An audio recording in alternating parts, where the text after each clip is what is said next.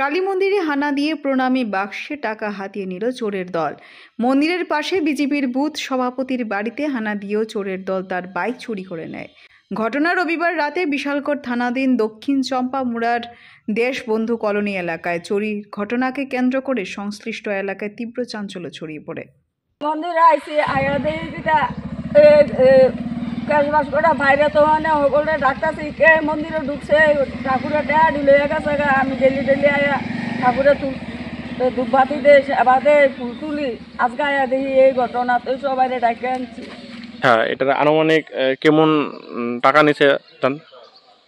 এদের তো গতবার পূজা থেকে ক্যাশবাস প্রতিষ্ঠান করছে মার নামে 1 বছর ধরে টাকা সবাই হালাইতেছে, 50 টাকা 100 টাকা যে যত পারে এইভাবে হালাইতে আছে। 15-20 হাজার দইব। এবার পূজার গেলে দেওয়ালি আইলে টাকাটা খুললে দেওয়ালির মধ্যে মার পূজা করলে হইলো।